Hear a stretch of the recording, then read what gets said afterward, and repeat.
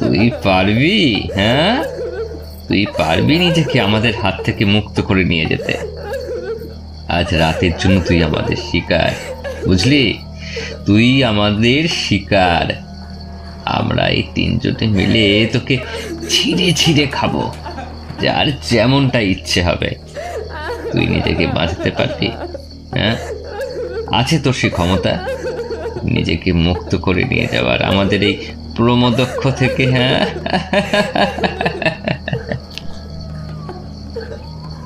মল্লক, তুমি ভাই ওকে একটিবারের জন্য আমার কাছে আসতে দাও ভাই। আমি তো ওকে যখন থেকে দেখেছি নিজেকে আর সামলাতে পারছি না। আহা, শরীরের কি গরম! একবার আমি ওকে আমার বুকে জড়িয়ে ধরে আমার বুকের জ্বালা মেটাই। না না ভাই মল্লক, আমি সুপঞ্চর থেকে 1 বছর 3 মাসের বড়, তাই ওই দাসীকে আমি প্রথম ভোগ করব, তারপর ও। কি রে অবার চিন্নারি, দেখতে পাচ্ছিস তোকে ভোগ করার জন্য কতগুলো তোর প্রেমিক নাগর অপেক্ষা করে আছে। এবার তুই ঠিক কর, তুই কার কাছে আগে যাবে, কার শরীরে জ্বালা জোরানোর ইচ্ছে আগে তোর? কিরে কিরে মহামহিম, মল্লক কি বলছেন সে কথা কি তুই কানে শুনতে পাচ্ছিস না? নে নে, এবার কাঁদ, যত পারিস কাঁদ, চিৎকার করে কাঁদ সাহায্যের জন্য। এই চন্দ্রলোকের প্রত্যেকটা পুরুষ এখন তাদের গৃহে নিশ্চিন্তে ঘুমিয়ে আছে তাদের রমণীর সাথে। দেখি কে তোর ডাক শুনে তোকে বাঁচাতে আসে। না না, কেউ আসবে না তোকে বাঁচাতে, কেউ না। তোর এই মুহূর্তে আমাদের মনোরঞ্জন করা ছাড়া কোনো উপায় নেই। আয় আয় আয়, আমার কাছে আগে আয়, আয় আয় আয় আয় আয় আয় আয়। কথাটা বলেই চণ্ডক সেই দাসীর হাত ধরে টেনে নিয়ে আসতে যায় নিজের কাছে, আর সেই আচমকা টানেই দাসীর মাথা থেকে তার মুখ ঢাকা ঘোমটাটা খুলে যায় চণ্ডকের হাতে। তবে সেই আচমকা টানে বিন্দুমাত্র বিচলিত হয় না সেই রমণী। সে তখন স্থির, যেন এক পাথরের প্রতিমা। সে এক মনে প্রার্থনা করে চলেছে তার ইষ্টদেবতা মহাদেবের, কারণ সেই রমণী জানে এই নরাধমদের হাত থেকে তাকে রক্ষা করতে মহাদেব আসবেন। তাকে যে আসতেই হবে তার ভক্তকে পরিত্রাণ করতে। দেখেছ চণ্ডক, কি সাহসী দাসীর! আমার দিকে ধ্যান না দিয়ে সে কিনা চুপ করে রয়েছে, আর মুখে কিছু একটা নিরন্তর বলে চলেছে। মনে হয় কোনো মন্ত্রোচ্চারণ করছে। মনে হচ্ছে কোনো অশরীরী শক্তির আবাহন করছে আমাদের বিরুদ্ধে। কথাটা শুনেই মল্লকের মাথায় আগুন জ্বলে যায়। সে আগেই সেই রমণীকে দেখে অনুভব করতে পেরেছে একে ভোগ করে শারীরিক ক্ষুধা মিটলেও মানসিক কোনো তৃপ্তি সে পাবে না। কারণ শিকারের চোখে যে ভয় এতদিন সে উপভোগ করে এসেছে, সেই ভয় এই রমণীর চোখে নেই। নেই মল্লকের প্রতি কোনো ঘৃণা। এ শত লাঞ্ছনা, শত অপমানেও অবিচল। এর মধ্যে কোনো ভয় নেই, কোনো অপমান নেই, কোনো ঘৃণা নেই। আর কথাটা মনে হতেই হাতে ধরে থাকা ধারালো তরবারি দিয়ে সজোরে আঘাত করে সেই রমণীর পিঠে। সেই আঘাতে ছিন্ন হয়ে মাটিতে লুটিয়ে পড়ে সেই রমণীর বক্ষবন্ধনীর শীর্ণ কাপড়ের টুকরোটুকু। যখন সেই 3 জোড়া লোলুপ চোখ গিলে খেতে যায় সেই সদ্য যৌবনে পড়া উদ্ভিন্ন নারী শরীরটিকে, ঠিক তখনই তার চোখের দিকে তাকাতেই বুকটা কেঁপে ওঠে মল্লকের। একি এই বিবসনা নারীর মধ্যে তখনও যে কোনো চঞ্চলতা নেই, নেই কোনো ক্ষোভ, কোনো অনুতাপ। ওর এই উদাসীনতা যে সহ্য করতে পারছে না কিঙ্কর আর ওর সহযোগী মল্লক, এ যে অসহ্য। চকিতে চোখের ইশারায় মল্লককে কিঙ্কর বুঝিয়ে দেয় কি করতে হবে। যে করে হোক ওকে চরমতম অপমান না করা পর্যন্ত ওর শান্তি নেই। ওকে শারীরিকভাবে আঘাত করার আগে মানসিকভাবে আঘাত করতে হবে, ভেঙে দিতে হবে ওর অহংকার, তবেই যে ওর তৃপ্তি। চণ্ডক, ছিনিয়ে নাও ওর অবশিষ্ট কাপড়টুকু, সম্পূর্ণ বিবস্ত্র করে ভেঙে দাও ওর ধৈর্যের বাঁধ, ওর আত্মবিশ্বাস। মল্লকের কাছ থেকে সম্মতি পেয়ে চণ্ডক এগিয়ে গিয়ে তীব্রভাবে আকর্ষণ করে সেই রমণীর নিম্নাঙ্গের পোশাকেও। আর ঠিক তখনই ওরা বিস্ময়ীভূত হয়ে গিয়ে দেখে চণ্ডকের সেই পৈশাচিক হাত তখনও মুষ্টিবদ্ধ করে রেখেছে রমণীর পোশাক, কিন্তু তা তার বাহুমূল থেকে ছিন্ন। দেবরাজ ইন্দ্রের বজ্রের মতো এক অমোঘ বাণের আঘাতে চণ্ডকের ডান হাতটা তার শরীর থেকে সম্পূর্ণ ছিন্ন হয়ে গিয়েছে, আর রক্তাক্ত চণ্ডক তখন মাটিতে পড়ে অসহ্য যন্ত্রণায় ছটপট করছে। তবে তারপর আর বেশি সময় দেয় না সেই আততায়ী। ঝাঁকে ঝাঁকে তীর ধেয়ে আসতে থাকে মল্লক আর ওর পার্শ্বদের উদ্দেশ্যে। কোনো কিছু বুঝে ওঠার আগেই মুহুর্মুহু তীরের আক্রমণে ছিন্ন ভিন্ন হয়ে যেতে থাকে ওদের অঙ্গ প্রত্যঙ্গগুলো। যন্ত্রণায় চিৎকার করে ওঠে ওরা, আর তারই মধ্যে ওরা দেখতে পায় ওদের প্রমোদ কক্ষের ঈশান কোণের দরজায় দাঁড়িয়ে এক ধনুর্ধরের ছায়া মূর্তি। তার ধনুকের ছিলায় শেষ তীর সংযোগ করে সেই তীরন্দাজ। এবার তার লক্ষ্য কিঙ্কর, এই যাবতীয় পাপের মূল কেন্দ্র। তবে এর আগে তাকে প্রাণ ভিক্ষা দিয়ে যে ভুল সে করেছে আর সে ভুল সে করবে না। তখনকার মতো কিঙ্করের জীব তার তীরে দুটুকরো করে দিয়ে প্রাণ ভিক্ষা দিলেও কিঙ্করকে সংযমের পাঠ পড়াতে চেয়েছিল। আর নিক্ষিপ্ত বাণ ধনুক থেকে ছিটকে বেরিয়ে আসার পর মুহূর্তে একবার শুধু কেঁপে ওঠে কিঙ্কর, আর তারপর মুহূর্তে স্তব্ধ হয়ে যায় চিরদিনের জন্য। শুধু মৃত্যুর মুহূর্তে তার মনে একটাই প্রশ্ন থেকে যায়, কে এই তীরন্দাজ? কোথা থেকে এলো এই চন্দ্রলোকে?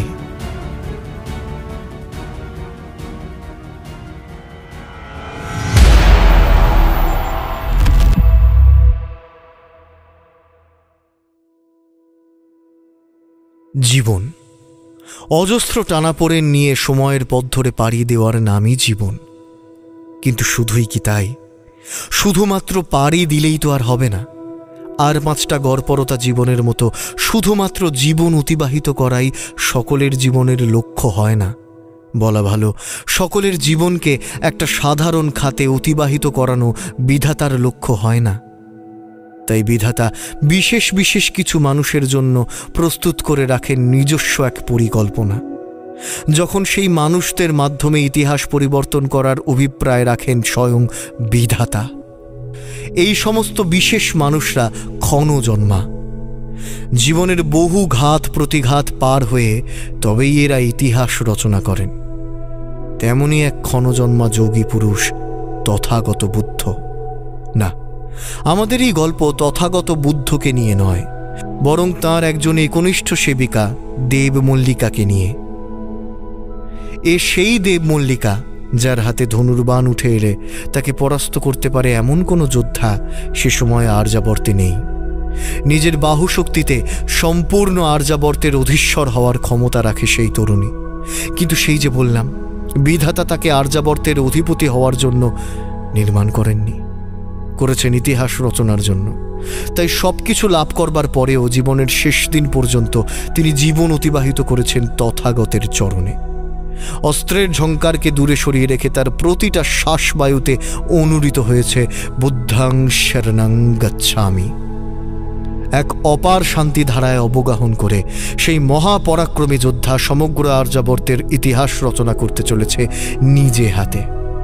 আসুন তবে আজ রহস্যের অন্ধকার চ্যানেলে আমরা শুনি এই রকমই এক যোদ্ধার জীবন ইতিহাস, যা সময়ের ধারাকে পরিবর্তন করতে চলেছে সমগ্র আর্যাবর্তের।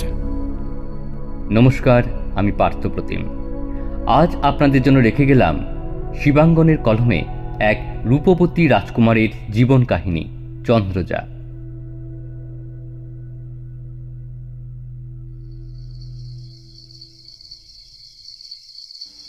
না না দাদা, এ কখনো হতে পারে না। আপনি এরকম কি করে ভাবতে পারলেন? সেটা ভেবে আমি বিস্ময় বিভূতি হয়ে যাচ্ছি। আপনি এ কথা কি করে ভুলে গেলেন? রাজলক্ষ্মী যতটা আপনার কন্যা ততটাই এই নগরের রাজকুমারী সে। তাই যেমন ওর ওপর আপনার পিতৃত্বের দাবি রয়েছে, তেমনি এই অবন্তী নগরের প্রতিটা মানুষেরই ওর ওপর অধিকার রয়েছে। আপনি এত মানুষের আবেগ আর চাহিদাকে প্রত্যাখ্যান করতে পারেন না। আমি সবটাই জানি জয়চন্দ্র, সবটাই জানি, কিন্তু তুমি কি ভুলে গেছো রাজজ্যোতিষীর ভবিষ্যৎবাণী? তুমি কি অবগত নও আমাদের পরিবারের থেকে এই প্রজন্মের জ্যেষ্ঠ সন্তান একজন মহান সন্ন্যাসী হবেন? তুমি কি ভুলে গেছো আমাদের পরিবারের ওপরে সেই অভিশাপের কথা? আমি সে সব শুনেছি, কিন্তু তাও আমি মানতে পারছি না, কিছুতেই মন থেকে মানতে পারছি না।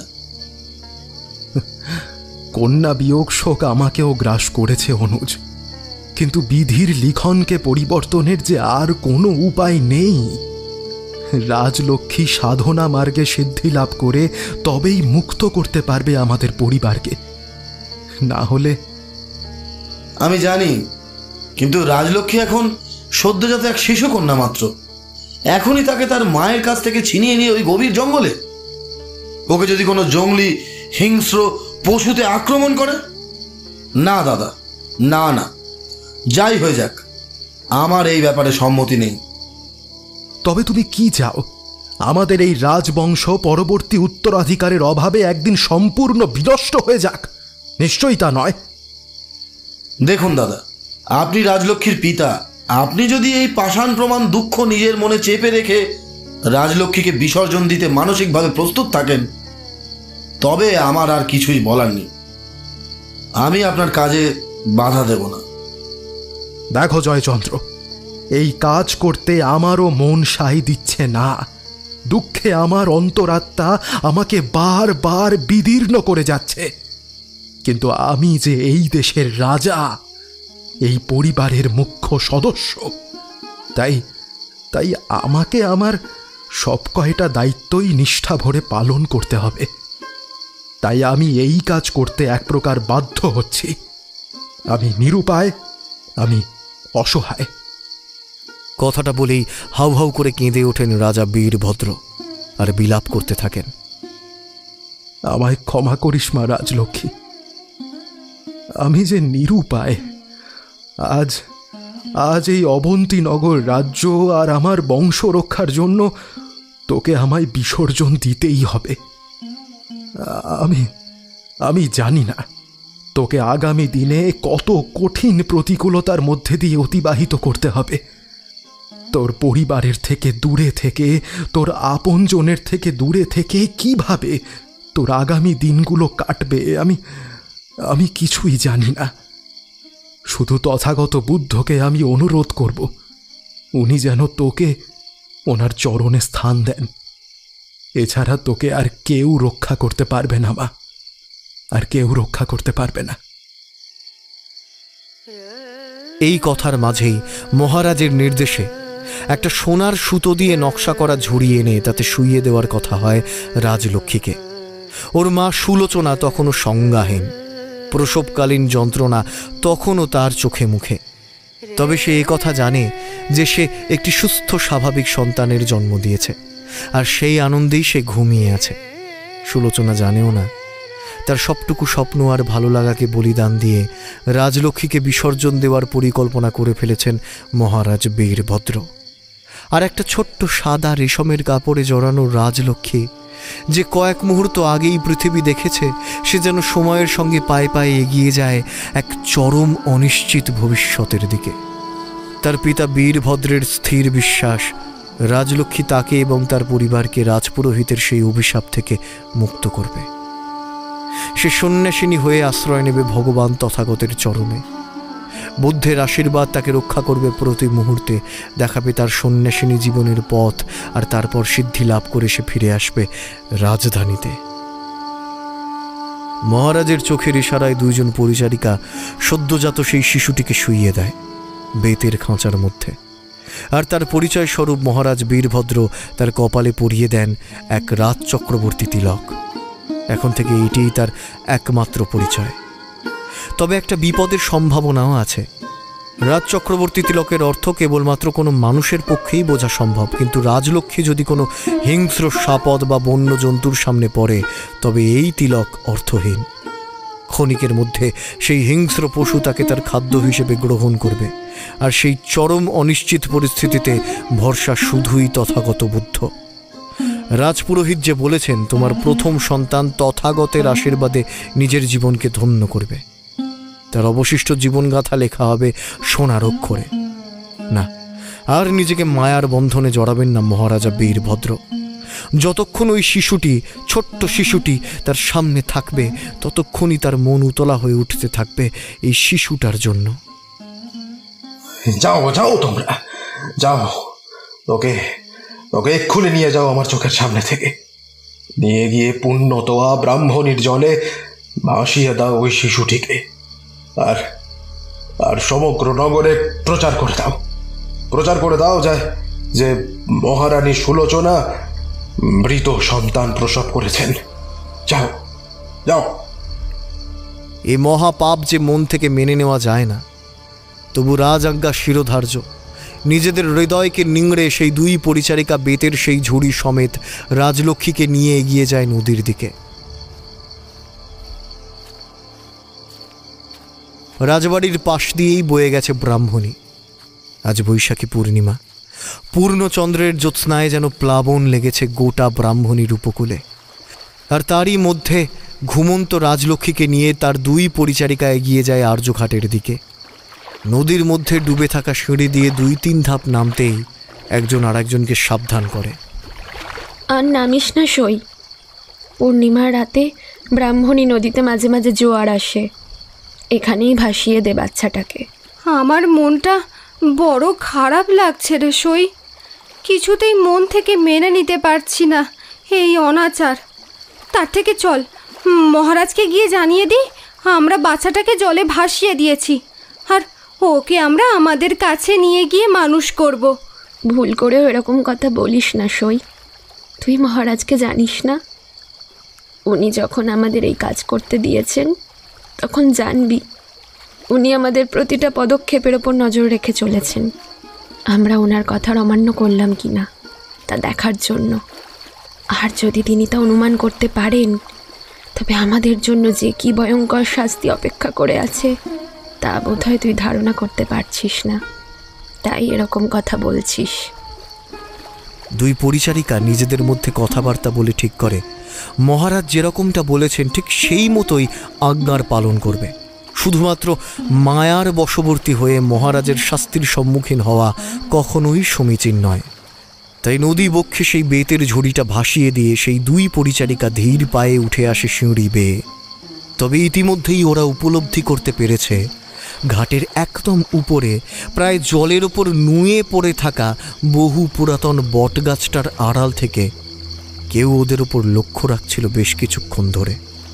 আর সেটা যে মহারাজেরই পাঠানো ওনার কোনো অনুগত অনুচর মাত্র, সেটা বুঝে নিতে ওদের কোনো অসুবিধা হয় না। তবে ওরা যে সেই চরের গোপন অস্তিত্ব বুঝতে পেরে গেছে সেটা ঘুণাক্ষরেও তাকে টের পেতে না দিয়ে নিজেদের ভিতরে স্বাভাবিক কথাবার্তা বলতে বলতে সিঁড়ি দিয়ে উঠে আসে সেই পরিচারিকা দ্বয়। আর সেই পরিচারিকারা দৃষ্টির আড়ালে চলে গেলে গাছের আড়াল থেকে বেরিয়ে আসে সোমদত্ত। চন্দ্রলোক থেকে প্রতি পূর্ণিমায় তার শুভ্র রাজহংসের ভেলায় চেপে সোমদত্ত নেমে আসে এই পৃথিবীতে। স্বর্গের রূপ সে দেখেছে, কিন্তু এই পৃথিবী সে তো মৃত্যু, ব্যাধি আর জরায় পরিপূর্ণ। তবু পূর্ণিমার দিন চন্দ্রের উদ্ভাসিত জ্যোৎস্নায় এই মৃত্যুপুরীতেই ফিরে ফিরে আসে সোমদত্ত। বড় ভালো লাগে ওর চন্দ্রের আলোয় উদ্ভাসিত এই সুন্দর পৃথিবীটাকে দেখতে। আর সেই রকমই আজ এই বৈশাখী পূর্ণিমায় সোমদত্ত নেমে এসেছিল অবন্তীনগরে, ব্রাহ্মণী নদীর তীরে। কিন্তু হঠাৎ করেই সেই দুই পরিচারিকাকে দেখে ও আত্মগোপন করেছিল ওই বড় গাছটার আড়ালে। কিন্তু ওরা চলে যাওয়ার পর ধীরে ধীরে ও বের হয়ে আসে গাছটার আড়াল থেকে। তবে ততক্ষণে সেই পরিচারিকাদের কথা শুনে ওদের উদ্দেশ্য সম্পর্কে একটা ধারণা করতে পেরেছে সোমদত্ত। তাই আড়াল থেকে বের হয়ে এসেই ও এগিয়ে আসে নদীর দিকে। আর রাজলক্ষ্মীর বেতের ভেলা তখন মধ্য নদীতে ঢেউয়ের তালে তালে দুলছে। ঢেউয়ের দুলুনি দেখে বোঝা যায় নদীতে জোয়ার আসছে। সোমদত্ত কিছুক্ষণ থমকে দাঁড়িয়ে থাকেন আর্যঘাটের চাতালে। তারপর পিছন ফিরে তাকিয়ে দেখতে থাকেন ফুলের মতো সাজানো অবন্তীনগরকে। বিশাল বিশাল স্থাপত্য আর ভাস্কর্যে ঐতিহ্যের ছোঁয়া স্পষ্ট। বহু শতাব্দী আগে পৌরাণিক যুগেও ইতিহাসের পাতায় উজ্জ্বলভাবে অবস্থান করছে এই অবন্তীনগর। তবে সোমদত্তর যেন সেদিকে কোনো দৃষ্টি নেই। আপন মনে অবন্তীনগরের দিকে তাকিয়ে এসে যে কী দেখে তা সে নিজেই জানে। তবে কয়েক মুহূর্ত পরেই ওর ঠোঁটের কোণে একটা একচিলতে হাসি খেলে যায়। তারপর হাওয়ায় ভেসে সোমদত্ত এগিয়ে যায় সেই বেতের ঝুড়িটার দিকে। আর ততক্ষণে বোধহয় ঘুম ভেঙেছে রাজলক্ষ্মীর ব্রাহ্মণীর জলীয় হাওয়ার দাপটে। জন্মানোর পর মুহূর্তে মায়ের ছোঁয়া থেকে বঞ্চিত হওয়ায় তার স্বরে কেঁদে ওঠে সেই বাচ্চাটি। পরম মমতায় সেই বাচ্চাটিকে নিজের কোলে তুলে নেয় সোমদত্ত। কিন্তু তখনও সেই বাচ্চাটির কান্না পরিহার করার যেন কোনো ইচ্ছাই নেই। আর সোমদত্ত সেই সদ্যজাত বাচ্চাটিকে কোলে নিয়ে দ্রুত ফিরে আসেন চন্দ্রলোকে। আর সেখানে পৌঁছতে পৌঁছতেই রাজলক্ষ্মী আবার ঘুমিয়ে পড়েছে। তবে এবারটা যেন ক্ষোভ থেকে নয়। এখনো পর্যন্ত যতটা পৃথিবী ও দেখেছে তাতেই ওর মনে জমা হয়েছে এক তীব্র অভিমান। কতটা স্বার্থপর এই পৃথিবীর লোকগুলো, ওকে চিনতে পারল না। এই বাচ্চাটি কে আর্যপুত্র? একে আপনি কোথায় পেলেন? এই বাচ্চাটি কে তা আমি জানি না। একে আমি পেয়েছি অবন্তীনগরের ব্রাহ্মণী নদীতে, একটা ভাসমান ভেলার মধ্যে। জন্মানোর মুহূর্তেই এর পিতা মাতা একে পরিত্যাগ করেছে। সে কি? কিন্তু কেন? আমি তাও জানি না সুমিত্রা। তবে এর কপালে এঁকে দেওয়া রাজ চক্রবর্তীর তিলক ইঙ্গিত করছে এর রাজপরিবারেরই কেউ। কিন্তু একে কেউ কেন পরিত্যাগ করেছে সে কথা আমি জানি না। আমি শুধু দেখেছি দুজন পরিচারিকা নিজেদের মধ্যে কথা বলতে বলতে ওর বেতের ভেলাটি ভাসিয়ে দেয় নদীর বুকে। তারপর সেই পরিচারিকারা চলে গেলে আমি এই কন্যা সন্তানটিকে নিয়ে এসেছি তোমার কাছে। এবার তুমি এর ভবিষ্যৎ নির্ধারণ করো। কিন্তু এই কন্যা সন্তান যে মৃত্যুলোকের জীব, এ কি করে আমাদের চন্দ্রলোকে থাকতে পারে আর্যপুত্র? এই যে জন্ম মৃত্যু জরা ব্যাধির প্রকোপ থেকে মুক্ত নয়। তাছাড়া এই কন্যা সন্তান একজন সাধারণ মানুষ, আমাদের মতো কোনো দিব্য সত্তা এর মধ্যে নেই। বড় হবার সাথে সাথেই আমার চিত্রার সাথে ওর এই পার্থক্য সকলেই বুঝতে পারবে। তখন কি হবে আর্যপুত্র? এই চন্দ্রলোককে এই মনুষ্য সন্তানটিকে স্বীকার করে নেবে? দেখো সুমিত্রা, তোমার কথা নিতান্তই সঠিক। হ্যাঁ, এই কথা ঠিক যে ও আমাদের মতো কোনো দিব্যসত্তা নিয়ে জন্ম লাভ করেনি। কিন্তু তুমি তো এ কথা মানবে, মানুষের পরিচয় তার কর্মে, তার জন্মসূত্রে নয়। আর আমার বিশ্বাস এই কন্যা সন্তানটি তার জীবনে একটা মহান কর্মকে সম্পাদন করবে বলেই জন্মেছে। আমি তাই তাকে আমার সঙ্গে এনেছি।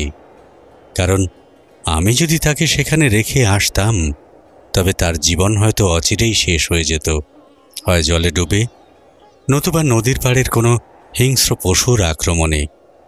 তাই আমার অনুরোধ, তুমি ওকে গ্রহণ করো। তোমার বাৎসল্য স্নেহ দিয়েই চিত্রার মতো করেই বড় করে তোলো। আর আমি ওকে। কিন্তু এই চন্দ্রলোকের বাকি বাসিন্দারা কি ওকে মেনে নেবে? আমার কিন্তু মনে হয় না আর্যপুত্র। সেই চিন্তা তুমি আমার উপরে ছেড়ে দাও। তুমি মাতৃত্বের দায়িত্ব পালন করো, ব্যাস, তাহলেই হবে। এই কথা শোনার পর সুমিত্রার আর কোনো আপত্তি থাকার অবকাশ নেই। পরম মমতায় ও সেই সন্তানটিকে কোলে তুলে নেয়। তবে ওর কপালে স্নেহ চুম্বন দেওয়ার মুহূর্তে শিশুটির কপালে রাজচক্রবর্তী তিলক দেখে হঠাৎ থমকে যায় সুমিত্রা। আমি আপনার কথা মতো ওকে গ্রহণ করছি, তবে আমার মাতৃত্বের অধিকার কিন্তু একান্তই আমার। তাই সেক্ষেত্রে আমার একটি শর্ত আছে। শর্ত? মাতৃত্বের আবার শর্ত হয় নাকি? তা বলো, কি তোমার শর্ত? এই অজ্ঞাত কুলশীল কন্যা সন্তানটিকে আমি আমার স্নেহ এবং ভালোবাসায় বড় করে তুলব। কিন্তু আপনাকে কথা দিতে হবে একে আপনি কোনোদিন আমার থেকে দূরে নিয়ে যেতে পারবেন না। এই সন্তানকে যদি আমায় দিতে চান তবে সম্পূর্ণভাবে আমায় দিতে হবে। কোনোদিন কোনো পরিস্থিতিতে একে আপনি আমার থেকে দূরে নিয়ে যেতে পারবেন না। একমাত্র তবেই আমি একে গ্রহণ করব। আমার ভালোবাসার উপর চিত্রার যেমন অধিকার থাকবে তেমনই থাকবে এই মেয়েটিরও। এ আর কোনোদিন পৃথিবীতে ফিরে যেতে পারবে না। আপনি রাজি? সুমিত্রার কথা শুনে কিছুক্ষণ চুপ করে ভাবেন সোমদত্ত। বিধাতার লিখনকে পরিবর্তন করবার সাধ্য কারণ নেই, তাই সুমিত্রার এই ধারণা যে দীর্ঘস্থায়ী নয় তা জানেন সোমদত্ত। অবন্তীনগরের দিকে তাকিয়ে থাকতে থাকতে উনি দেখতে পেয়েছেন ভবিষ্যতের এক ছবি, এক মহা সংগ্রামের আভাস সেখানে দেখেছেন চন্দ্রসুত সোমদত্ত। আর সেখানে তিনি দেখেছেন এক বীরাঙ্গনাকে যুদ্ধ করতে, যার মধ্যে যেমন দেবাদিদেব মহাদেবের বীরত্ব তেমনি মহাশক্তি ভগবতীর তেজ। আর সেই বীরাঙ্গনা যে আর কেউ নয়, এই সদ্যজাত শিশুটি বড় হয়ে সেই বীরাঙ্গনা হবে এ কথা বুঝতে সোমদত্তর বাকি নেই। তাই ওর জীবনের সামনের পথগুলো পরমেশ্বরের হাতে সমর্পণ করে সোমদত্ত ওকে তুলে দেয় স্ত্রী সুমিত্রার হাতে। ভয় শুধু একজনকেই, ওর সহোদর ভ্রাতা কিঙ্করকে। আর এই সব যখন ও ভাবছে তখনই চন্দ্রমহলের বিপরীত দিক থেকে হঠাৎ ভেসে আসে একজন নারীর উত্তেজিত চিৎকার। সোমদত্ত বুঝতে পারে উত্তেজনার কেন্দ্রবিন্দু কিঙ্করের মহল।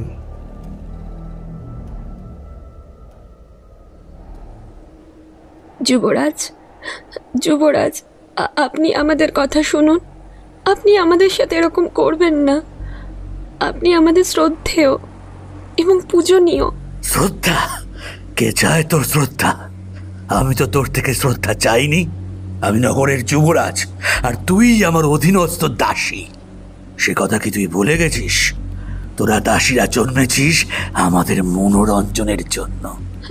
না যুবরাজ, তা নয়, কিন্তু আপনি ভুলে যাচ্ছেন আমাদের আত্মসম্মানের কথা। আত্মসম্মান? দাসীর আবার আত্মসম্মান?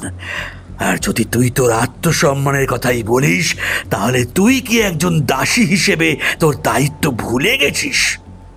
আমি তোর প্রভু, আমাকে শারীরিক এবং মানসিকভাবে প্রীত করাই তোর কাজ।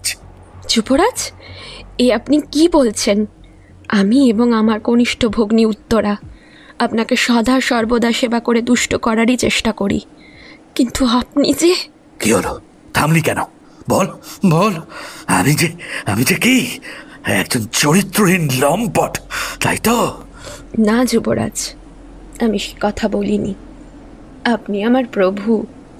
আপনার বিরুদ্ধে কোনো কটু কথা প্রয়োগ করা কিংবা তা মনে বিচার করা উভয়ই মহাপাপ। কিন্তু আপনার নগরের একজন প্রজা হিসেবে আমরা আশা করতেই পারি আপনি আমাদেরকে আমাদের প্রাপ্য সম্মানটুকু দেবেন। হাসালি তুই আমাকে? দাসীর প্রাপ্য সম্মান? একজন দাসীর তো একটাই সম্মান, তার প্রভুকে সেবা করে তৃপ্ত করা, সেটাই তার দায়িত্ব। তার আবার কি সম্মান? হ্যাঁ বল বল, তার আবার কি সম্মান? এই কথা বলেই হঠাৎ অঞ্জনার ডান হাতটা ধরে ওকে নিজের কাছে টেনে নিয়ে আসে কিঙ্কর। তারপর ওকে পেছন থেকে জড়িয়ে ধরে কানের কাছে মুখ নিয়ে গিয়ে চাপা স্বরে বলে, শুনে রাখ, তোদের মতো দাসীদের কাজ আমাদের মতো প্রভুদের পায়ের তলায় থেকে আমাদের শুধুমাত্র সেবা করা। সেখানে তোর এত বড় বড় কথা শুনতে আমি প্রস্তুত নই। যেরকম ভাবে বলেছি সেই মতোই আমার চরণে পড়ে থাকবি। নিজে সামান্য একটা কীট হয়ে জন্মেছিস তখন কীট হয়েই থাকবি। প্রজাপতি হওয়ার প্রচেষ্টা করবি না কখনো। কথাটা শুনে মনের ভেতরটা মুচড়ে ওঠে অঞ্জনার। সত্যিই তো, ভাগ্যের পরিহাসে ও একজন দাসী হয়ে জন্মেছে, কিন্তু কারোর জন্ম পরিচয়ই তো তার সব কিছু হতে পারে না। নিজের সৌন্দর্য, মাধুর্য, এমনকি বাক নৈপুণ্যতায় সে চন্দ্রলোকের সমস্ত বিদুষীদের পরাজিত করতে পারে, কিন্তু সেখানেও বাদ সাধে সেই ওর ভাগ্য। চন্দ্রলোকের স্বাভাবিক লোকসমাজের কোনো আনন্দ অনুষ্ঠানে ওকে অংশ নিতে দেওয়া হয় না। আজ সমগ্র চন্দ্রলোক ওদের চেনে রাজকুমার কিঙ্করের বাড়ির পরিচারিকা হিসেবে। সেটাই ওর একমাত্র পরিচয়। তাও দাঁতে দাঁত চেপে ও সব কিছু সহ্য করে এসেছে শুধুমাত্র নিজের বোন উত্তরাকে যাতে এই পরিস্থিতির মধ্যে পড়তে না হয় সে ব্যবস্থা করবার জন্য। অঞ্জনা চেয়েছে শত কষ্ট হলেও উত্তরার ওপরে কিঙ্করের কুদৃষ্টিও পড়তে দেবে না, আর সেই জন্যই নিজেকে ঢাল হিসেবে ব্যবহার করে রাজপুত্র কিঙ্করের সমস্ত অত্যাচার সহ্য করে চলেছে সে। কিন্তু ও চাইলেই ভগবান যে সেটাকে মঞ্জুর করবেন তা তো নয়। তাই ও বুঝতে পারছে ওর তৈরি করা প্রতিরোধ ধীরে ধীরে ভেঙে পড়ছে। উত্তরা ধীরে ধীরে কিশোরী থেকে যুবতী হয়ে উঠছে, আর ওর ওপরে গিয়ে পড়ছে কিঙ্করের কুদৃষ্টি। তবে সেক্ষেত্রে দোষ যে সম্পূর্ণ কিঙ্করের তা নয়। ওর বোন উত্তরা রাজমহলের সুখ ভোগের নেশায় ধীরে ধীরে কিঙ্করের কাছে এসে পৌঁছেছে। অঞ্জনা শতবার নিষেধ করলেও ও ওর কোনো কথাই শোনেনি। আজ রাত্রি প্রহরে তোর বোন উত্তরাকে আমার কক্ষে পাঠিয়ে দিবি, কথাটা যেন মনে থাকে। কিঙ্করের মুখে উত্তরার কথা শুনে চমকে ওঠে অঞ্জনা। এ হতে পারে না, না এ হতে পারে না। রাজকুমার, এ আপনি কি বলছেন? আমি তো আমার শরীরের প্রতিটা বিন্দু দিয়ে আপনার সেবা করে চলেছি, তবে আপনি আমার বোন উত্তরাকে নিস্তার দিন। ওকে আর এই কর্দমাক্ত পাকের ভেতর টেনে নামিয়ে আনবেন না।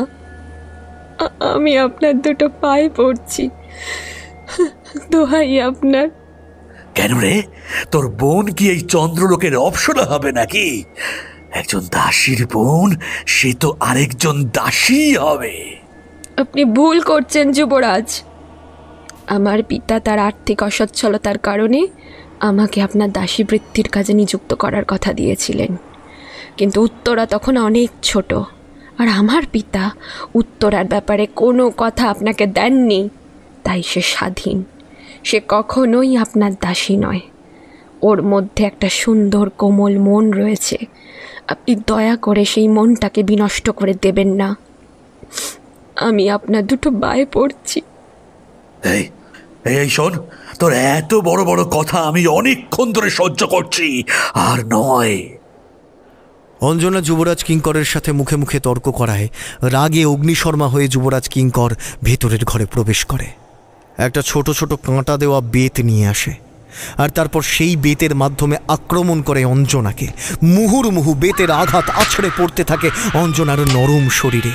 ওর শুভ্রকান্তি ত্বকে রক্তের প্রলেপের মতো ফুটে ওঠে আঘাতের চিহ্নগুলো। কিন্তু কিঙ্করের তখন কোনো দিকে খেয়াল নেই, আর তার আক্রমণে তখন দিশেহারা হয়ে পড়েছে অঞ্জনা। কিন্তু সে জানে শুধুমাত্র বুক ফাটা কান্না ছাড়া আর তার কিছুই প্রাপ্তি নেই।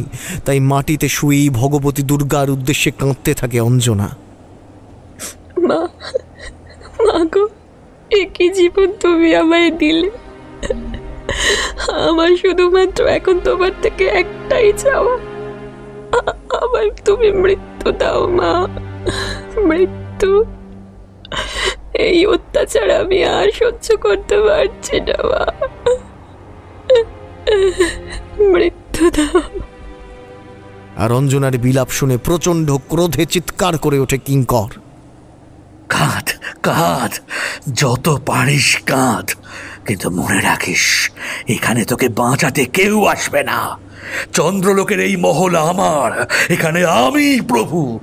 আর যদি আজ রাত্রিরে তোর বোন উত্তরাকে আমার কাছে না পাঠাস, তবে তবে তোর এই একই অবস্থা তোর বোনের ক্ষেত্রেও করব। ভরা সবার মাঝে ওকে চুলের মুঠি ধরে টেনে এনে বিবস্ত্র করে।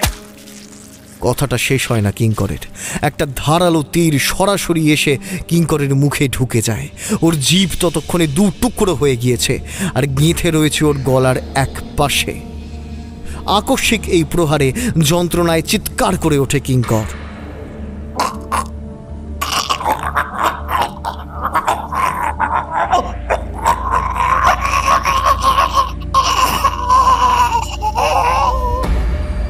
ওর মুখ দিয়ে তখন রক্তের ধারা বেরিয়ে আসছে, আর মাটিতে পড়ে যন্ত্রণায় ছটপট করতে থাকে চন্দ্রলোকের কনিষ্ঠ যুবরাজ কিঙ্কর প্রসাদ।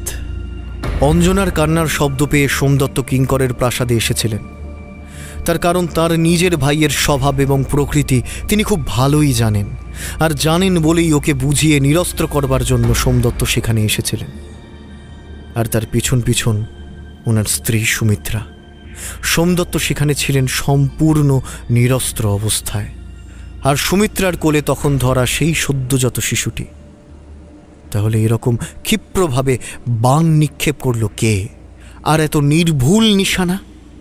কিঙ্করের আর্তনাদ শুনে ওর সভা পরিষদ এবং বন্ধুরা ছুটে এলেও কেউই এই রহস্যের সমাধান করতে পারে না। তবে তার একমাত্র অনুমান কিছুটা করতে পারেন সোমদত্ত।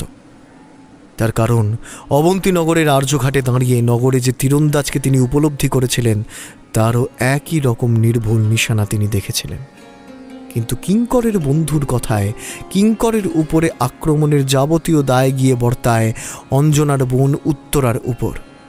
সকলে এরকমই ধারণা করে গোপনে উত্তরা অঞ্জনাকে অত্যাচারিত হতে দেখে রাজমহলের কোনো এক স্থান থেকে লুকিয়ে এই তীর নিক্ষেপ করেছে।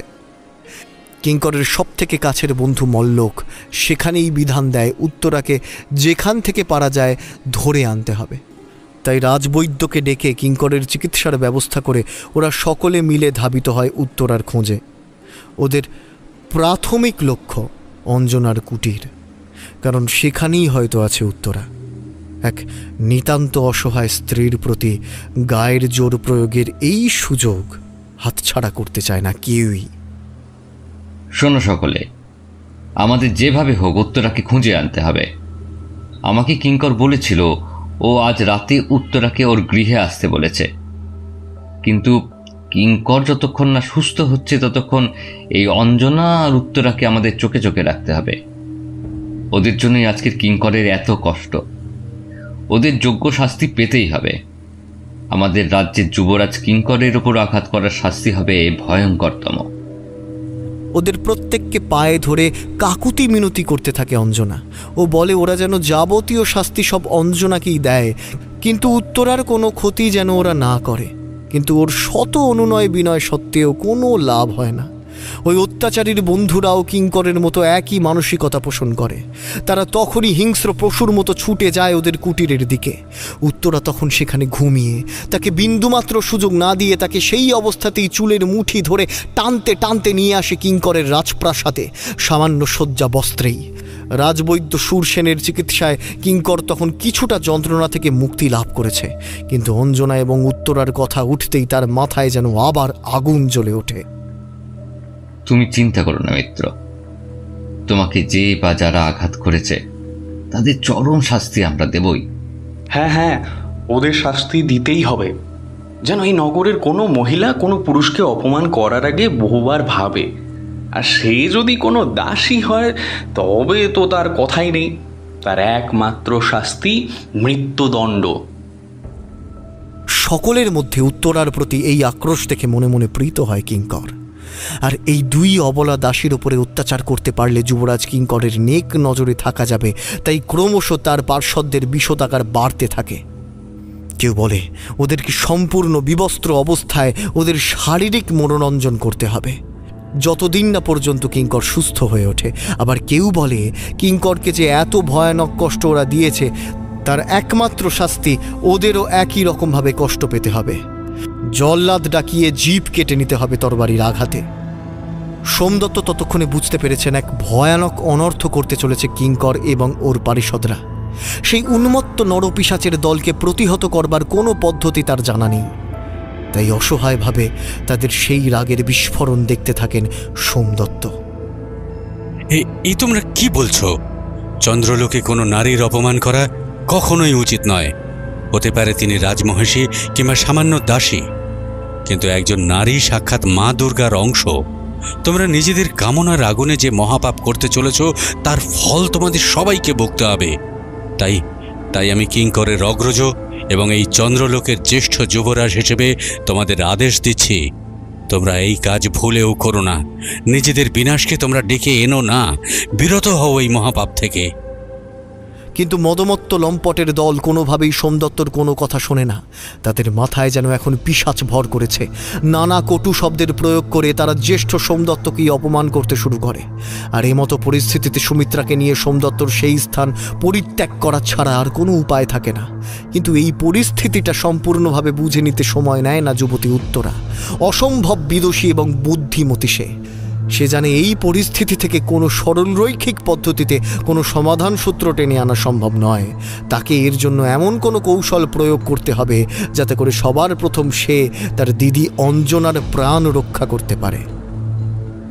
দেখুন সম্মানীয় সভাসদরা, আমি জানি আপনাদের মস্তিষ্কের ভিতরে এখন আমার এবং আমার দিদির প্রতি যে ভয়ঙ্কর ক্রোধের আগুন জ্বলছে তাকে শান্ত করতে পারি শুধুমাত্র আমি যুবরাজ কিঙ্কর এবং আপনাদের প্রত্যেকের মনোবাসনা পূর্ণ করব আজ রাতেই। আমি কথা দিচ্ছি আপনাদের। কিন্তু তার আগে আপনাদেরকে আমার দিদি অঞ্জনাকে মুক্তি দিতে হবে। আমি কথা দিচ্ছি, দিদির সামান্য শুশ্রূষা করে আমি আজ রাতেই ফিরে আসব আপনাদের কাছে। অবাচ্ছি নারী, তুই ভুলে যাস না তুই আমাদের হাতে বন্দি। তাই তুই শর্ত প্রয়োগ করার মতো কোনো জায়গাতেই নেই। যদি আমরা মনে করি এবং যুবরাজ কিঙ্কর যদি অনুমতি দেয়, তবে আজ রাতে এমনিতেই তোদের দুজনকে আমরা ভোগ করব। সেখানে তোর শর্তের কোনো মূল্য আছে বলে আমার অন্তত মনে হয় না। কি বন্ধুরা, তোমাদের কি মত? সঠিক কথা, সঠিক কথা, একদম সঠিক কথা। একজন নারীর ঔদ্ধত্য দেখে আমরা অবাক হয়ে যাচ্ছি। আপনার কথা সঠিক মহাবলী মল্লক। আপনারা বাহুবলের জোরে সেই কাজ করতেই পারেন, কিন্তু ভেবে দেখুন, তাহলে আপনারা শুধুমাত্র আমার শরীরটা পাবেন, আমার মন এবং অনুভূতি পাবেন না। তাতে আপনি তৃপ্ত হতে পারবেন তো? মিটবে তো আপনার শরীরের জ্বালা?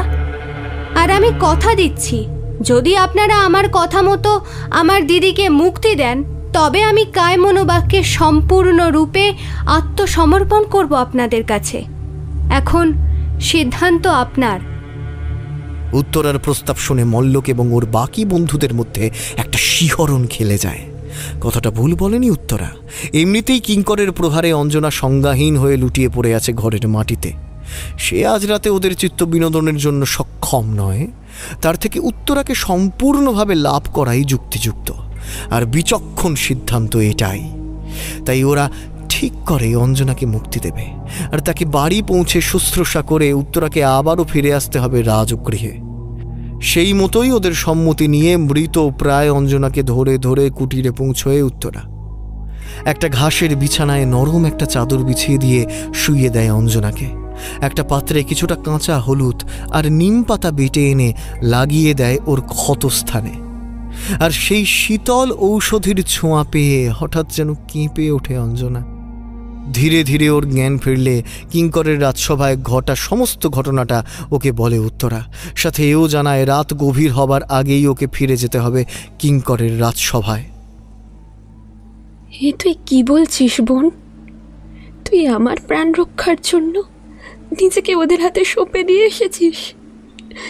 তুই জানিস না ওরা একজন নরপিশাচ। সমষ্টিগতভাবে তোর চরম শ্লীলতাহানি করতেও ওদের বুক কাঁপবে না। হিংস্র পশুর মতো তোকে ছিঁড়ে খাবে ওরা। আর এই চন্দ্রলোকের অদ্ভুত নিয়ম অনুসারে একজন দাসীর আকুতি কারোর কানে পৌঁছবে না। দিদি, তুমি কি ভুলে গেছো? দাপরেও এই একই ঘটনা একবার ঘটেছিল। কৌরবদের সমস্ত মহারথীরা একত্রিত হয়ে চরম অপমান করেছিল পাণ্ডব কুলবধূ যাজ্ঞসেনী দ্রৌপদীর। সেদিনও সভার মধ্যে মৌন হয়েছিলেন সমস্ত কুলশীলেরা। কিন্তু সেই অপমানের পরিণতি কি হয়েছিল তা তো তুমি জানোই দিদি। কুরুক্ষেত্রে ধর্মমঞ্চে সংহার হয়েছিল সমস্ত কৌরবদের। তাই তুমি চিন্তা করো না, আজ রাত্রে কিঙ্করের রাজসভায় যা কিছু হবে তার পরিণতি আমাদের জন্য ভালোই হবে। তুই ভুল করছিস উত্তরা। সেক্ষেত্রে পারিপার্শ্বিকতা ছিল, কিন্তু ভিন্ন। সেখানে দ্বারকাধীশ ভগবান শ্রীকৃষ্ণ পাণ্ডবদের সহায়তা করেছিলেন, কিন্তু এখানে। তুমি চিন্তা করো না দিদি, আমি একটু আগেই স্বপ্নে দেখেছি এক অগ্নিকন্যা এই চন্দ্রলোকে প্রবেশ করেছে। আর যতদূর আমার মনে হয়, অত্যাচারী কিঙ্করের ওপরে নিক্ষিপ্ত সেই বাণ সেই অগ্নিকন্যার দ্বারাই হয়েছে। নচেত এই চন্দ্রলোকে এমন কোনো বীর নেই যে কিঙ্করের বিরুদ্ধে অস্ত্র ধারণ করতে পারে। তাহলে তুমিই বলো, এই তীর কিঙ্করকে ছুঁড়ল কে, আর এতটাই নিখুঁত নিশানায়? চন্দ্রলোকের সকলে সৌন্দর্যের পূজারী, রূপ, রস, মদ আর নারী এই এখানকার অধিবাসীদের মূল উপজীব্য। সেখানে এত নিখুঁত ধনুর্ধর কোথা থেকে আসবে? তোর কথা আমার শুনতে অত্যন্ত ভালো লাগলেও তার বাস্তবিক কোনো ব্যাখ্যা আমি খুঁজে পাচ্ছি না। কিন্তু তাও আমি তোকে এই কথাই বলবো, তুই ওখানে যাস না। দিদি, আমি তোমাকে আবারও ব্যাপারটা ভেবে দেখতে বলবো। আজ রাতে যদি আমি কিঙ্করের কাছে ফিরে না যাই, তবে ওরা সদল বলে এসে আমাদের এখানে হত্যা করবে। আমরা কিছুতেই ওদের হাত থেকে আত্মরক্ষা করতে পারবো না। তাই তুমি বিচক্ষণতার সঙ্গে একবার ভেবে দেখো, আজ আমার ওখানে যাওয়াই সব দিক থেকে সঠিক হবে। হ্যাঁ, তোর যুক্তি সঠিক, কিন্তু ওদের অত্যাচারে তোর কত বড় বিপদ হতে পারে সে কি তুই ভেবে দেখেছিস? এই কথার উত্তরে উত্তরা আর কিছু বলতে পারে না, শুধু মুচকি হাসে। তবে ওর সেই নির্বাক হাসি যেন শেলের মতো গিয়ে বেঁধে অঞ্জনার বুকে। যে মেয়েটিকে ও ছোট থেকে বড় হতে দেখেছে, পিতা এবং মাতা উভয়েরই আদর দিয়ে আজ নিজের প্রাণ রক্ষার জন্য সেই ছোট মেয়েটিকে তাকে বলি দিতে হচ্ছে। আর কথা বাড়ায় না উত্তরা। ও জানে ও যত দেরি করবে মায়ার বন্ধন তত বাড়তে থাকবে। শুধু শেষবারের জন্য উত্তরা এগিয়ে আসে অঞ্জনার কাছে। ওর শরীরে যে একটু পরেই কিছু নরপিশাচের নখের আঁচড় পড়তে চলেছে ও তা বিলক্ষণ জানে। তাও এই শেষ কয়েকটা মুহূর্ত একান্তভাবে নিজের মনের মণিকোঠায় সাজিয়ে রাখবার জন্য জড়িয়ে ধরে অঞ্জনাকে। জ্ঞান হয়ে থেকে অঞ্জনাকেই নিজের মা, বাবা, এমনকি দিদি হিসেবে চেনে উত্তরা। আর অভিভাবকত্ব থেকে বোনের সাথে খুনসুটি, সব কিছুতে সব কটি দায়িত্বই অঞ্জনা পালন করে এসেছে উত্তরার জন্য। তবে এই মুহূর্তে ওদের নিকটস্থ ভবিষ্যৎ ওরা দুজনেই জানে। আর তাই যেন মুহূর্তের মধ্যে সমস্ত সম্পর্কের বেড়াজাল ছিন্ন হয়ে যায়। তখন ওরা শুধুমাত্র দুজন মানবী সত্তা, শুধুমাত্র দুটো জীবন্ত শরীর। সেখানে কোনো সম্পর্কের টানা পড়ে নেই। উত্তরার কপালে এঁকে দেওয়া অঞ্জনার সিংহাস্পদ চুম্বনও যেন শিহরণ জাগায় দুইটি নারী শরীরে। একে অপরের বাহু যুগলের মধ্যে আবদ্ধ হয়ে তীব্রভাবে আকর্ষণ করতে শুরু করে একে অপরকে। কোনো অবগুণ্ঠন যেন সেখানে আর প্রযোজ্য নয়। হোক না দিদি আর বোন, কিন্তু তার অনেক ওপরে ওরা মানুষ তো। শরীরের থেকেও মনের চাহিদা পূরণ করবার জন্যই আরও ঘনিষ্ঠ হয়ে ওঠে ওরা একে অন্যের। চুমুতে চুমুতে ভরিয়ে দেয় উত্তরা ওর দিদি অঞ্জনাকে। ওর শরীরের সবটুকু দিয়ে স্পর্শ করতে চায় অঞ্জনার শরীরের সবটুকুকে। আর তারই মাঝে অঞ্জনা কেঁদে কেঁদে বলতে থাকে, আমি তোকে অনুরোধ করছি বোন, তুই যাস না, যাস না ওই নরপিশাচের ডেরায়। এই কথাটা যে এই মুহূর্তে অনর্থক সেটা উত্তরার থেকে ভালো আর কেউ জানে না। তাই আর কথা না বাড়িয়ে ও নিজেকে অঞ্জনার বাহুবন্ধন থেকে ছাড়িয়ে নিয়ে ধীর পায়ে এগিয়ে যায় কিঙ্করের মহলের দিকে। ও জানে হয়তো এটাই ওর অন্তিম যাত্রা, কিন্তু এছাড়া আর কোনো উপায় নেই। ও যে সেই পশুদের কথা দিয়ে এসেছে, আজ রাতে ওদের শারীরিক মনোরঞ্জনের সমস্ত ব্যবস্থা করবে ও। তাই দিদির থেকে বিদায় নিয়ে এগিয়ে যায় রাজমহলের দিকে। উত্তরা জানে এটাই ওর শেষ যাত্রা। তবে ও জানে ওর এই অন্তিম পরিণতি বৃথা যাবে না। চন্দ্রলোকের ইতিহাসে সেদিন রাতে লেখা হবে একটা নতুন ইতিহাস, যার জন্য প্রত্যক্ষ বা পরোক্ষভাবে সকলে জড়িত থাকবে, সাক্ষী থাকবে ইতিহাসের পুনরাবৃত্তির।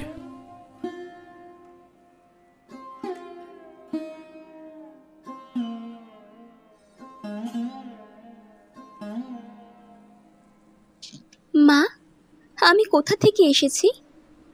এ আবার কেমন প্রশ্ন মা? তুমি কোথা থেকে আসবে? তুমি তো এই চন্দ্রলোকেরই অধিবাসী। না মা, তা নয়। আমি চন্দ্রলোকের মানুষ নই।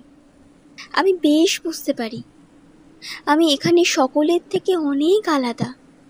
কেন? তোমার হঠাৎ এরকম মনে হয় কেন?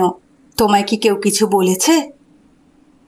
না মা, দেখো না চন্দ্রলোকে সকলকে কত সুন্দর দেখতে। যেন সকলে এক একটা পরি, তাদের ত্বক থেকে আলো ঠিকরে বের হয়।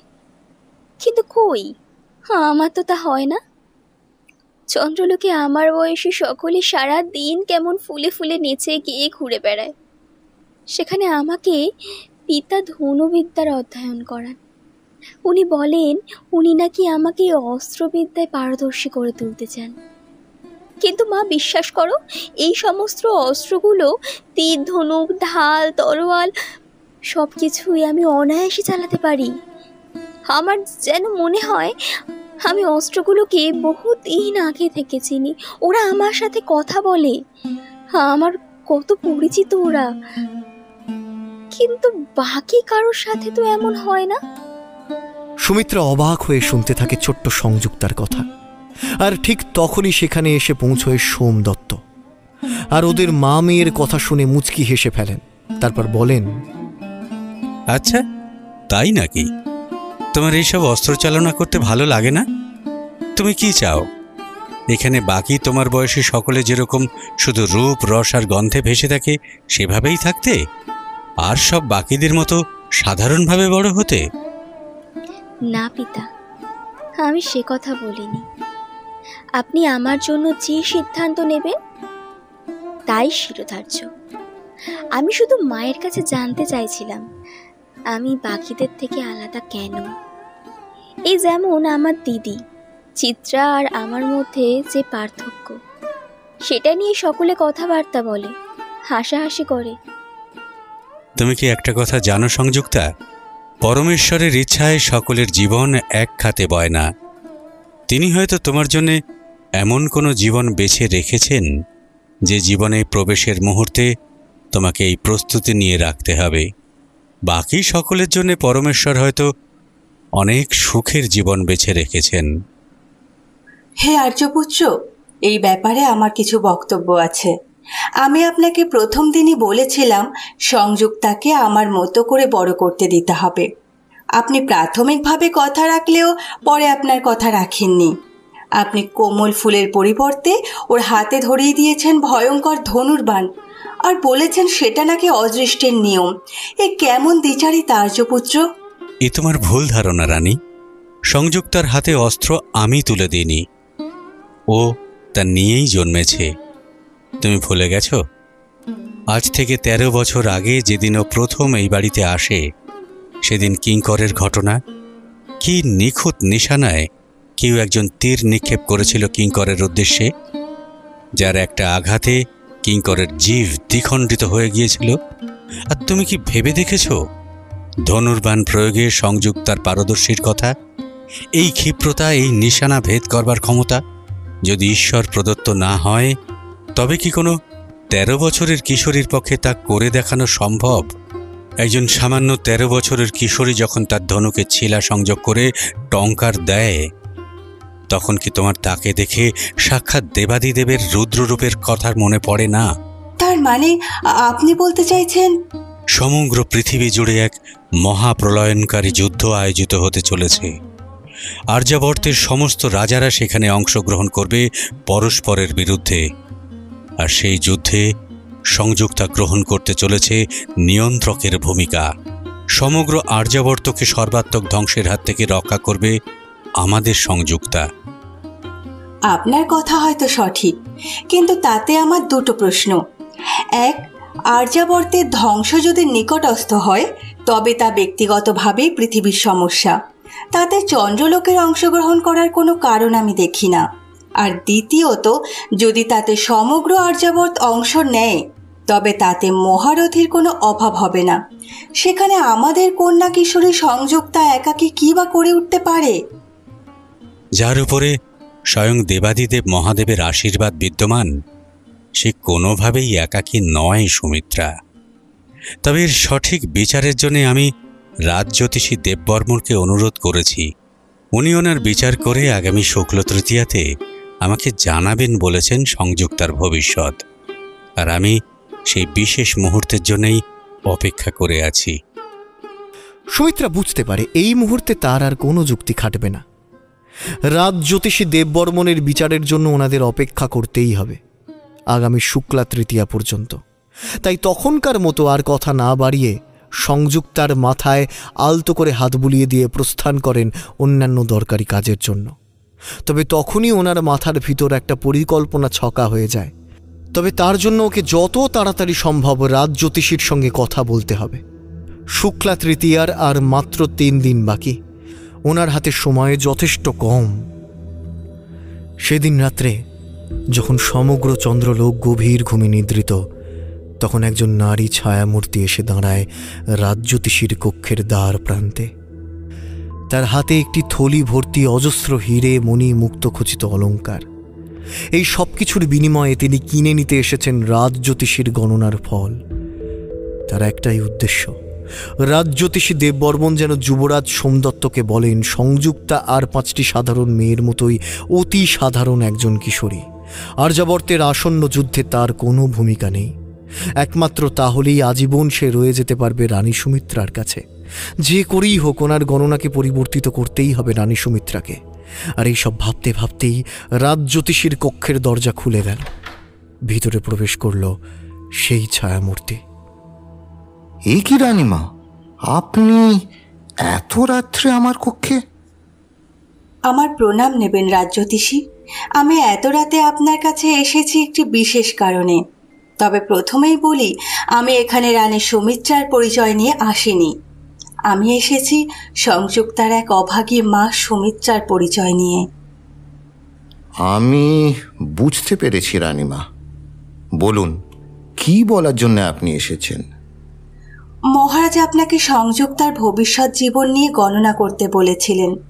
আপনি কি সেই ব্যাপারে কিছু ধারণা আমাকে দিতে পারেন? দেখুন রানীমা, আমি প্রাথমিকভাবে একটা খসড়া গণনা করেছি, আর তাতে যা আমি দেখেছি সেটা সংযুক্তার মধ্যে কোনো প্রকার বিশেষত্ব নেই। ও এই চন্দ্রলোকের আর 5টা সাধারণ মেয়ের মতো সেও অতি সাধারণ একটি মেয়ে। না না রানীমা, এটা একদমই সঠিক নয়। বরং বিপরীতক্রমে সংযুক্তা অত্যন্ত সাহসী এবং যোদ্ধা। আমি তা জানি রাজ জ্যোতিষী, কিন্তু আমি আপনাকে সেটাই বলেছি যেটা আপনি মহারাজকে বলবেন। এটা আমার অনুরোধ। মহারাজের উচ্চাকাঙ্ক্ষা সম্পূর্ণ করার জন্য আমি আমার মেয়েকে পরিত্যাগ করতে পারবো না। তার মানে আপনি আমাকে আমার গণনার সিদ্ধান্ত পরিবর্তন করতে বলছেন? আর তার জন্য আমি আপনাকে অতুল ধনসম্পত্তি দেব। অসম্ভব। আপনি সম্পত্তি এবং অর্থের লোভ দেখিয়ে আমাকে আমার সিদ্ধান্ত, আমার গণনা পরিবর্তন করতে বলছেন? আমার অপরাধ নেবেন না রাজ জ্যোতিষী। আসলে আমি যেমন চন্দ্রলোকের রাজমহিষী, তেমনই সংযুক্তার মা। আমি আপনার দুটো পায়ে পড়ি, আপনি দয়া করে এমন কোনো বিধান দেবেন না যাতে আমার মেয়েকে আমার থেকে দূরে থাকতে হয়। রাজমহিষী সুমিত্রা, আমি আপনার আবেগ বুঝতে পারছি, কিন্তু আপনি যে কথা বুঝতে পারছেন না তা হলো এই সংযুক্তার জীবন কোনো সাধারণ জীবন নয়। আপনি আপনার কন্যা স্নেহে তাকে আবদ্ধ করে রাখতে পারবেন না। আমি গণনা করে দেখেছি, এই কন্যা অবন্তীনগরের রাজকন্যা। একে জন্মানোর মুহূর্তে এর পিতা পরিত্যাগ করেন একটা বিশেষ পরিকল্পনা করে। প্রথম কথা, জন্মানোর মুহূর্তে এর নামকরণ করা হয়েছিল রাজলক্ষ্মী। আর অবন্তীনগরের রাজবংশের প্রত্যেকটি মানুষ এখনো আশায় আছে রাজলক্ষ্মী পূর্ণ বয়সে ফিরে যাবে অবন্তীনগরে, আর ওখানকার রাজ পরিবারের সদস্যদের মুক্ত করবে এক ভয়ঙ্কর অভিশাপ থেকে। অভিশাপ? কোন অভিশাপ? সে অনেক দিন আগের কথা রানীমা। বর্তমান রাজা বীরভদ্র আর তার কনিষ্ঠ ভাই জয়চন্দ্রের পিতা বৃষভানুর রাজত্বকালে অবন্তীনগরে ঘটেছিল এক মহাপাপ।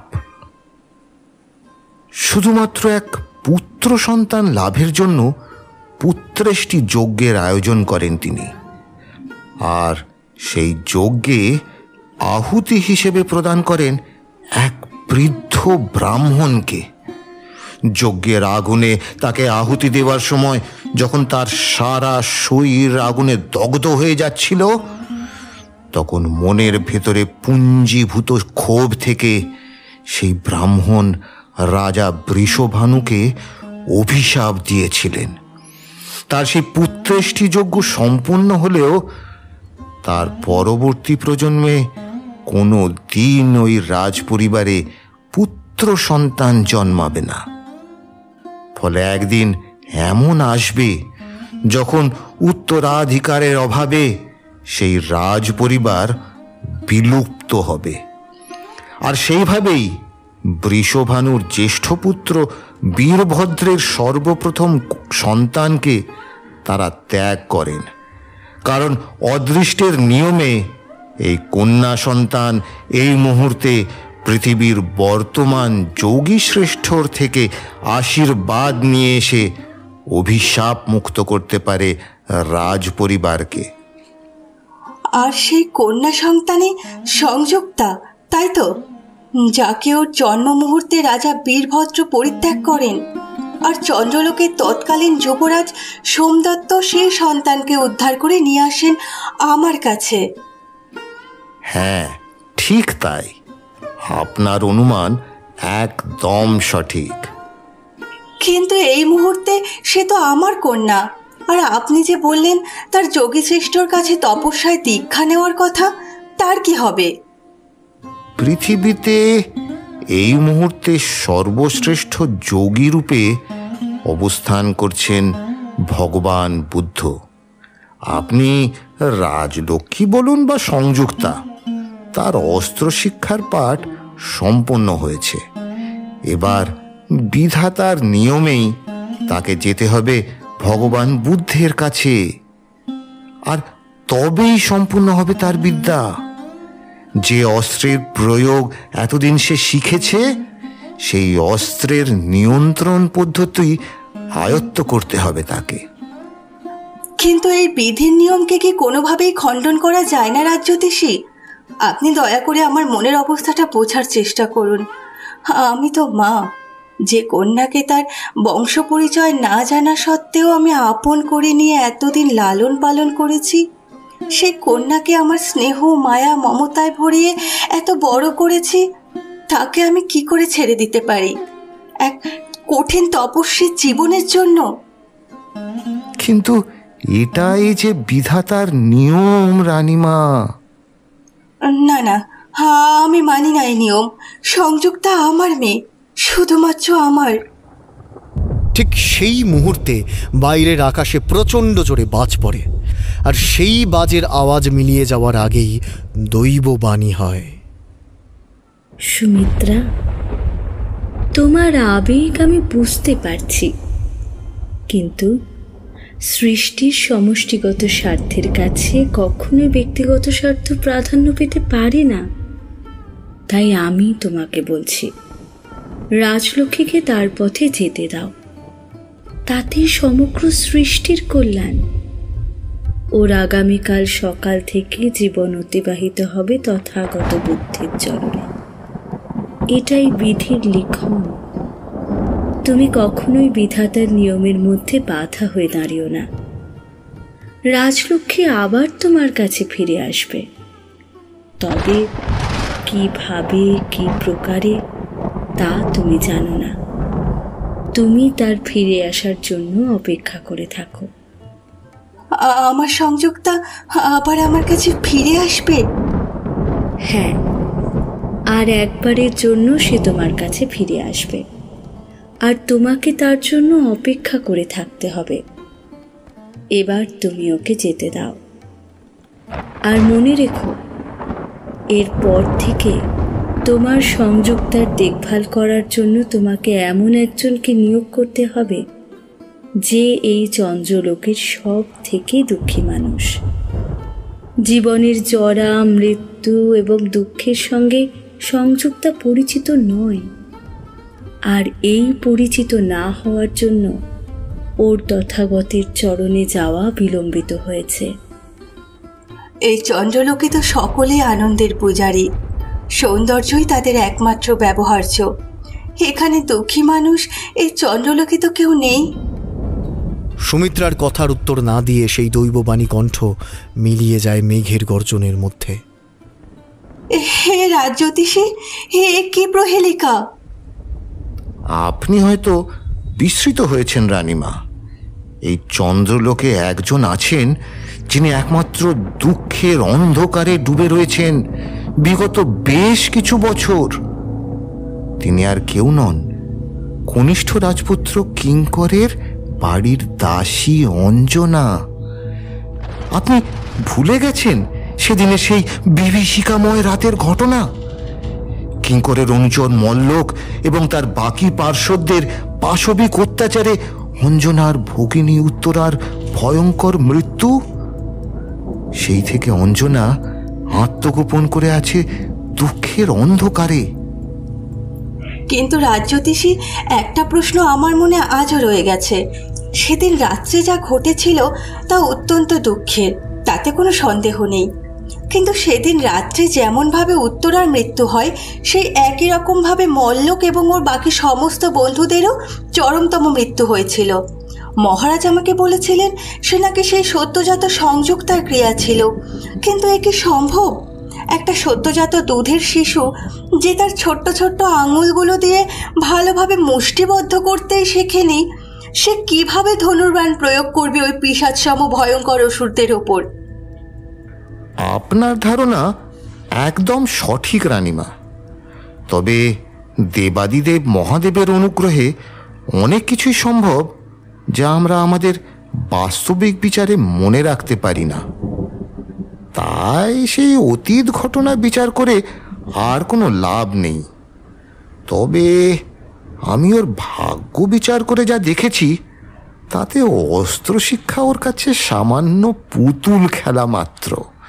ওর চোখের দৃষ্টি কোনো পাপীর জন্য কোনো ঘাতক অস্ত্রের থেকে কম নয়। রাজজ্যোতিষী দেববর্মনের এই কথা শুনে স্তম্ভিত হয়ে যান রানী সুমিত্রা। উনি জানেন আর কোনো কিছু করেই ওকে আটকে রাখতে পারবেন না উনি। আগামীকাল বৈশাখী পূর্ণিমা। সেদিন থেকে ঠিক 13 বছর আগে এই রকমই এক বৈশাখী পূর্ণিমার রাত্রে সদ্যজাত সংযুক্তা সুমিত্রার কোল আলো করে এসেছিল চন্দ্রলোকে। আর আগামীকাল ওকে বিদায় জানাবার পালা। সত্যিই তো, বিধাতার বিধানকে খণ্ডন করবার সাধ্য যে কারোর নেই। তবে সুমিত্রা জানে ঈশ্বর বলেছেন সংযুক্তা আবার ফিরে আসবে ওর মায়ের কাছে। আর সেই জন্যেই আশায় বুক বেঁধে সুমিত্রা অপেক্ষা করে থাকবে সেই দিনটার। এখন শুধুই প্রতীক্ষা আর আকুল নয়নে তাকিয়ে থাকা সংযুক্তার চলে যাবার সেই পথটির দিকে। ইতিহাসের পরিবর্তন হতে চলেছে, আর সংযুক্তার পালক পিতামাতা সোমদত্ত আর সুমিত্রা অধীর আগ্রহে তাকিয়ে থাকবে পৃথিবীর দিকে। এই যুগ পরিবর্তনের সাক্ষী হওয়ার সুযোগ যে তাদের দিয়েছেন তথাগত। শুধু মনে একটাই আকুলতা, ছোট্ট সংযুক্তা যেন স্থান করে নিতে পারে তথাগতর চরণে। করজোড়ে সেই প্রার্থনা নিয়েই সুমিত্রা চোখ বন্ধ করে। বুদ্ধং শরণং গচ্ছামি।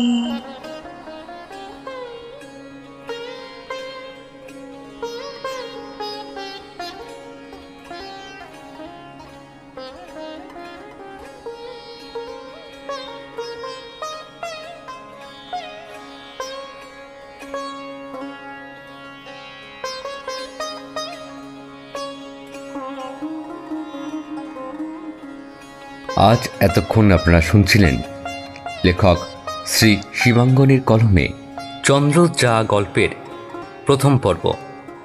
আজ গল্পপাঠী ছিল ঋতম। অন্যান্য চরিত্রে মিম চক্রবর্তী, পার্থপ্রতিম দাস, ঋতম, আসঞ্জন, অস্মিতা, পূজা, দুর্বা, আস্তিক, সৌরভ সাহাধনী, শিউলি, রাজপ্রতাপ বসু, অনুসুয়া, দেবাশিস চক্রবর্তী। গল্পের সূত্রধর আমি পার্থপ্রতিম দাস। শব্দ সংযোজনে মেঘা দাস, প্রচ্ছদ অলঙ্করণে ঈশান, গল্পটির সমগ্র পরিকল্পনা ও পরিচালনায় পার্থ প্রতিম দাস। গল্পটি কেমন লাগলো তা জানাতে ভুলবেন না আমাদের লাইক ও কমেন্টের মাধ্যমে। আর খুব ভালো লাগলে শেয়ার করুন সবার সঙ্গে। আরও ভিন্ন স্বাদের গল্প শুনতে আজই সাবস্ক্রাইব করুন আমাদের ইউটিউব চ্যানেলটি। তবে আজ আসি, আবার অন্য কোনো দিন এক নতুন গল্প নিয়ে হাজির হব আপনাদের কাছে। ততদিন ভালো থাকুন, সুস্থ থাকুন আর শুনতে থাকুন রহস্যের অন্ধকারে। নমস্কার, শুভরাত্রি।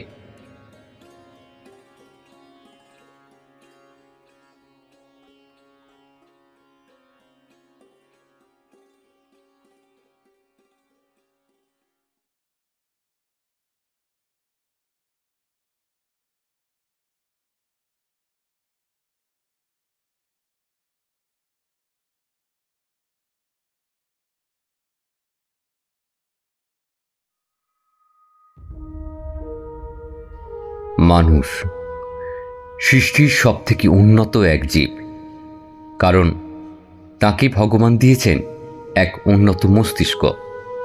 একমাত্র এই একটি সৃষ্টি ভাবতে পারে নিজের প্রবৃত্তির ঊর্ধ্বে উঠে। একমাত্র এই একটি সৃষ্টি ভাবতে পারে নিজের প্রবৃত্তির ঊর্ধ্বে উঠে। সে তার প্রত্যেকটির কর্মের ফলাফল সম্পর্কে আগাম অনুধাবন করতে পারে, আর পারে বলেই মানুষ নিজের কর্মকে ভাগ করে নেয় কয়েকটা ভাগে, যেমন রাজসিক কর্ম, সাত্ত্বিক কর্ম কিংবা তামসিক কর্ম। কিন্তু এই প্রকারভেদ জানলেই কি মানুষ নিজেকে নিয়ন্ত্রণ করতে পারে কুকর্ম থেকে? না, পারে না। তার চিত্তের ওপর পর্দা থাকে, নিজের বিচার ক্ষমতাকে গ্রাস করে। বারবার সে ছুটে যায় পাপ কর্মে। আমাদের আজকের উপস্থাপনাটিও এই রকমই এক জীবনের পারতে পারতে জমে ওঠা অন্ধকার লালসার কাহিনী। এই পর্বে থাকছে সেই সমস্ত অন্ধকার লড়াইয়ের কথা, যা পার করে একজন এগিয়ে চলেছে অনন্ত আলোর পথে। আমরা জানি, যদিও সব শেষে সকলকেই মিশতে হয় শান্তির ফলগুধারায়, তবুও ক্ষণিকের লোভ, কামনা, লিপ্সা মানুষ তখনকার মতো ত্যাগ করতে পারে না। অদূর ভবিষ্যতে তার ভয়ঙ্কর পরিণতির কথা জানার পরেও, আর এই সব কিছুর মধ্যে দিয়েই তার নিজের যাত্রা স্থির হয় আলোর পথে। যাত্রা করে চলে সেই ঈশ্বরের দূত। আমাদের আজকের নিবেদন লেখক শ্রী শিবাঙ্গনের কলমে চন্দ্রতপা আমাদের শ্রোতাদের জন্য নিয়ে এসেছে ঠিক এরকমই এক জীবনের ঘাত প্রতিঘাতের গল্প। গল্পটি আপনাদের কেমন লাগলো তা কমেন্ট করে জানাতে ভুলবেন না। শুরু করছি আজকের গল্প, লেখক শ্রী শিবাঙ্গনের কলমে চন্দ্র যা গল্পের প্রথম পর্ব।